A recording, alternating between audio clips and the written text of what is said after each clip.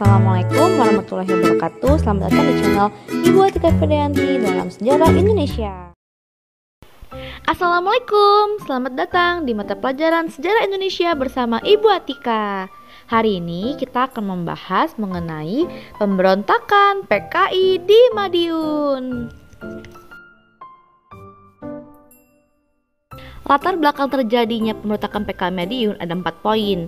Yang pertama, jatuhnya kabinet Amir Syarifuddin. Yang kedua, terbentuknya Front Demokrasi Rakyat atau VDR. Yang ketiga, kedatangan musuh dari Uni Soviet.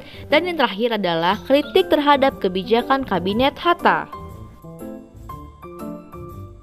Diakibatkan penandatangan dan persetujuan Renville yang dianggap terlalu menguntungkan pihak Belanda dan Amir Syarifuddin sebagai yang menandatangani persetujuan tersebut, karena pada saat itu Amir merupakan Perdana Menteri, sedangkan isi dari perjanjian Renville yang merugikan Indonesia, maka Amir Syarifuddin dianggap bertanggung jawab terhadap kerugian Indonesia.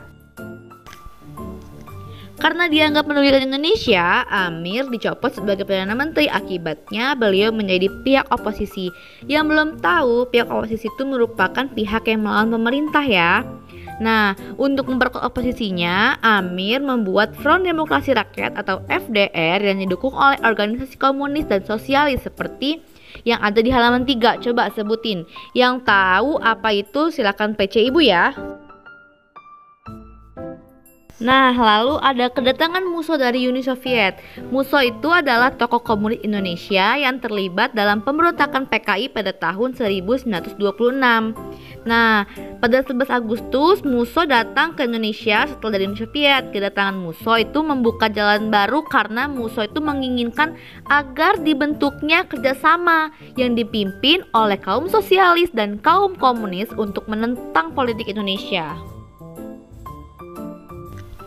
Oleh karena itu, organisasi sosialis dan komunis melebur jadi satu dalam PKI, termasuk FDR. Yang tadinya FDR itu beranggotakan PKI, nah sekarang ini PKI berunsur dan beranggotakan FDR. Nah, aksi pemberontakan PKI Madiun yang pertama adalah melancarkan propaganda anti pemerintah. Yang kedua, mengadakan pemogokan kerja bagi buruh di perusahaan. Yang ketiga, melakukan pembunuhan. Astagfirullahaladzim.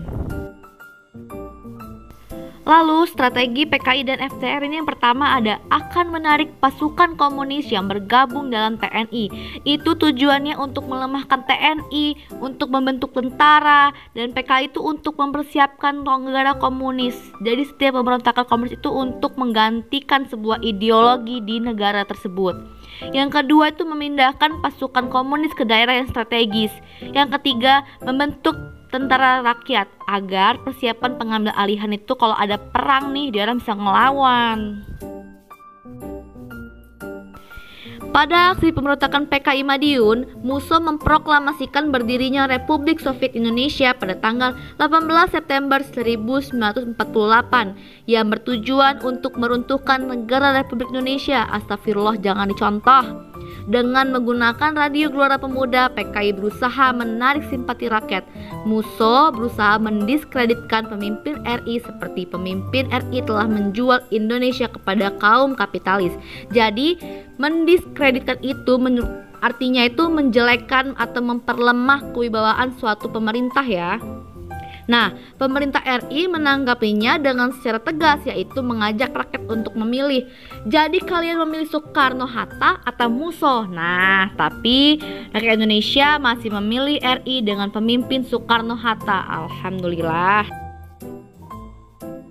Anyway, busway, kita sudah sampai di akhir pemberontakan PKI. Yang pertama ada Kolonel Gatot Subroto berhasil mengamankan Surakarta dan sekitarnya. Alhamdulillah. Yang kedua, penyerangan Madiun yang dipimpin oleh Kolonel Sodikin dan Kolonel Sungkono.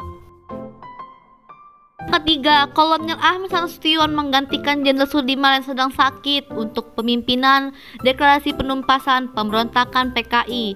Dan yang terakhir ini nih, tanggal 30 September 1948 Madiun berhasil direbut kembali oleh TNI.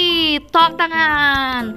Dalam operasi itu, Musso berhasil ditembak mati, sedangkan Amir Syarifuddin dan para PKI FDR ditangkap dan dijatuhi hukuman mati. Oke, jadi kesimpulannya, jatuhnya Kabinet Amir Syarifudin membuat Amir menjadi pihak oposisi dan membentuk FDR Front Demokrasi Rakyat yang awal mulanya nih muncul pemberontakan PKI. Lalu berhasil direbut kembali kota Madiun pada tanggal 30 September dengan tewasnya Musso yang ditembak mati serta ditangkapnya Amir Syarifudin berserta para tokoh PKI dan mereka dijerat hukuman mati. Terima kasih sudah mendengar. Oke, sekian materi yang bisa Ibu sampaikan. Semoga bisa bermanfaat. Untuk kalian tetap semangat ya.